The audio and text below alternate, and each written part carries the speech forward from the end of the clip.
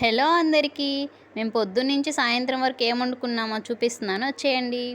పొద్దున్న ఊతప్పం, నెక్స్ట్ రాగి పిండి గోధుమ పిండి కలిపి దోశ,